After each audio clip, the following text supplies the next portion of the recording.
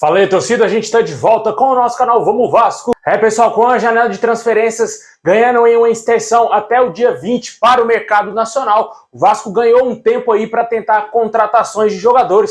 Vamos falar desse assunto, se algum reforço ainda vai chegar na colina. Vamos falar aqui da situação do Thales Magno. Também vamos falar da preparação do Vasco para o Campeonato Brasileiro. Fiquem até o final, muita coisa para a gente falar hoje. Mas antes de começar, já deixa o likezão aí como de costume, se inscreve no nosso canal se você não está inscrito, ativa o sininho das notificações para você receber os vídeos postados aqui, todos os vídeos que a gente posta aqui no nosso canal Vamos Vasco, você receber tudo que a gente colocar, todas as novidades e sempre atualizações do nosso clube. Também vai lá nos meus outros canais, Expresso Vasco, Danilo Vascaíno, soltei um vídeo muito bacana lá no Expresso Vasco. Lembra do volante Leandro de Sábato? Lembra também do Lucas Santos, jogador da base do Vasco? Pois é, você sabe o que aconteceu com esses jogadores? Eu trouxe essas informações lá no nosso canal Expresso Vasco. Vou deixar o link aqui na descrição e também fixado nos comentários. Vai lá, assiste, tá muito bacana, se inscreve no nosso canal também, para ajudar a gente a crescer lá no nosso canal Expresso Vasco. Vamos em busca lá também de 40 mil inscritos.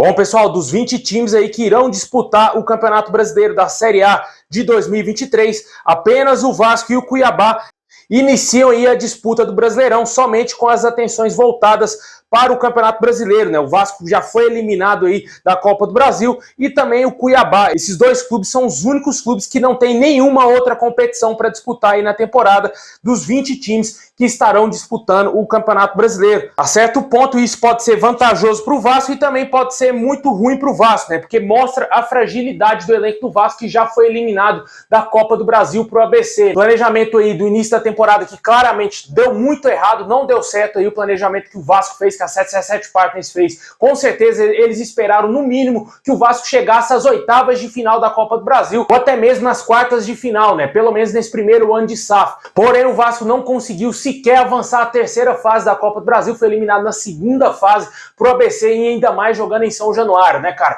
Investimento de 100 milhões de reais praticamente jogado no ralo, né, cara? Os jogadores desperdiçaram os pênaltis que, com certeza, deram mostras que esses caras não treinaram pênalti, acharam que iria ganhar do ABC a qualquer momento, pelo fato de estar jogando em casa, em São Januário, e pro Vasco ser superior ao ABC, eles achavam que iria ganhar a partida a qualquer momento. Isso não aconteceu. A estratégia do ABC foi totalmente diferente da que o Vasco esperava, e o Vasco hoje está eliminado e somente tem um Campeonato Brasileiro para disputar em 2023, né? Uma competição extremamente complicada, um campeonato gigante. O Vasco vai ter que ter total atenção para não correr riscos aí de voltar à Série B do Campeonato Brasileiro. Hoje, claramente o Vasco é um dos candidatos a voltar à Série B, a ser rebaixado pelo futebol apresentado, por já ser um time fragilizado, né? O técnico é muito fraco, o elenco do Vasco também é fraco, apesar de ter sido reforçado do ano passado para esse, mas ainda não foi o suficiente para encarar uma Série A do Campeonato Brasileiro, para encarar os grandes clubes aqui do Brasil. Você vê os elencos de times aí medianos, você vê que os caras têm time muito melhor do que o Vasco. Você pega um time do Fortaleza, por exemplo, tem um elenco muito superior ao do Vasco. Você pega aí o Atlético Paranaense, que está na Libertadores,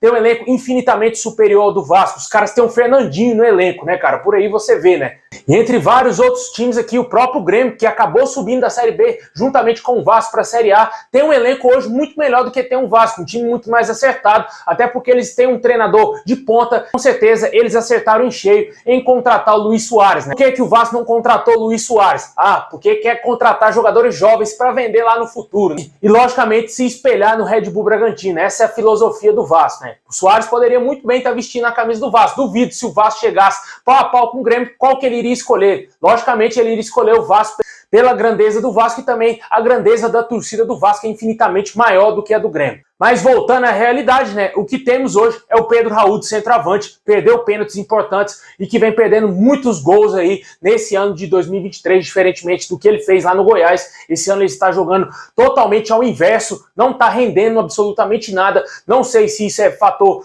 psicológico do jogador, não sei se isso é realmente problema de entrosamento. Mas, na minha opinião, eu acho que o maior problema do jogador é técnico. Você vê que várias situações claríssimas de gols, ele não consegue finalizar com tranquilidade, não consegue ali ter uma técnica apurada para matar a jogada e fazer os gols que o Vasco tanto precisou aí nesse início de temporada, né? E com certeza ele perdeu um caminhão de gols, apesar de ter feito, se eu não me engano, 7 ou 8 gols com a camisa do Vasco nesse ano de 2023, o torcedor esperava um rendimento maior do Pedro Raul, porque ele mostrou isso no Goiás e foi contratado por 10 milhões de reais, né, cara? Não foi pouco dinheiro, o Vasco investiu pesado na contratação dele, que foi a primeira contratação da SAF, realmente assim, quando o Vasco voltou para a primeira divisão, porém, o jogador até agora não caiu nas graças do torcedor e o Vasco vai ter um Campeonato Brasileiro muito pesado pela frente, e a gente espera que no meio do ano cheguem enfim os reforços que a gente tanto espera, venha um camisa 10 de qualidade, porque o Vasco não vai contratar esse meio campista agora, pode ser que contrate com essa janela ainda do mercado brasileiro, mas aqui no Brasil não consigo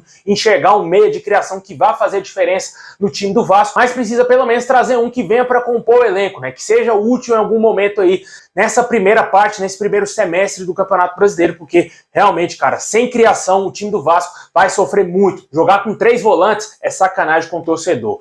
Deixa aí nos comentários o que você acha do Vasco no Campeonato Brasileiro, se você confia que o Vasco vai fazer uma boa temporada nesse ano, ou pelo menos conseguir o mínimo do mínimo, que é escapar do rebaixamento à Série B do Campeonato Brasileiro.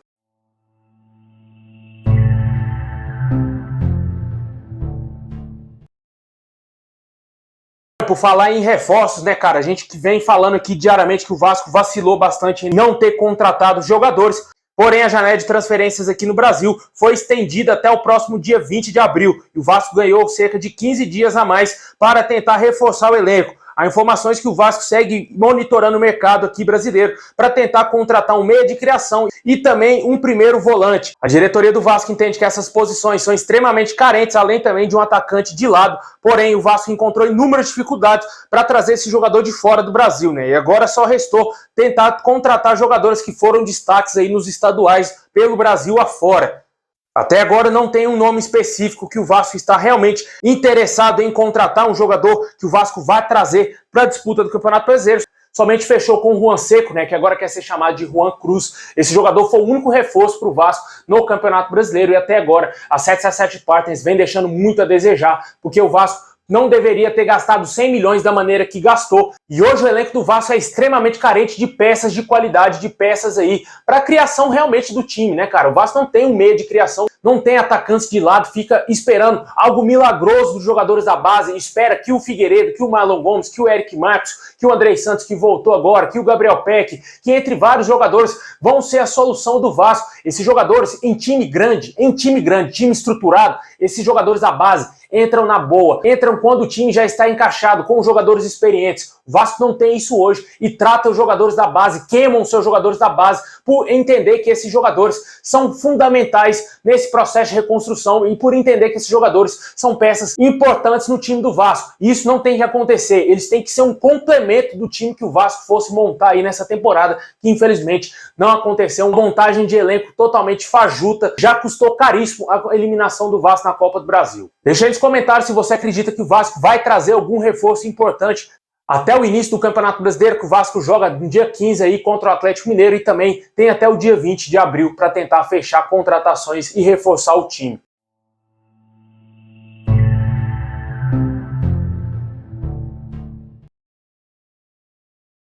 Bom, e para fechar o nosso vídeo, vamos falar da situação do garoto Thales Magno. Dias atrás o jogador foi especulado no Palmeiras, até deu uma ideia aqui que o Vasco poderia até mesmo competir a contratação desse jogador com o Palmeiras. O Vasco não fez isso. E hoje surgiu uma informação totalmente diferente dessas aí, que poderia ser uma transferência do Thales para o Vasco, né? De acordo com as informações do jornalista Lucas Pedrosa, o Vasco deve em torno de 800 mil reais ao atacante Thales Magno, que foi vendido ao New York City em 2021, quando o futebol ainda era associativo, né? Quando o Jorge Salgado era presidente do Vasco, né? E naquela época quem vendeu o Thales Magno foi também o diretor executivo do Vasco, Alexandre Pássaro. Na época o Vasco vendeu o jogador por 42 milhões de reais, 75% desse valor era do Vasco, mas o jogador ainda não recebeu uma quantia referente à rescisão de contrato. Vale ressaltar que o jogador, além desses 42 milhões de reais da transferência, ainda gerou mais 10 milhões de reais pelas metas cumpridas, pelas metas alcançadas lá no New York City em 2022, previstas no contrato quando a venda aconteceu. Mesmo assim, o pagamento da rescisão de contrato não foi efetuado para o atacante. De acordo com o próprio jornalista, ele procurou o Vasco para saber o motivo do atraso do pagamento ao jogador, mas o clube preferiu não se manifestar.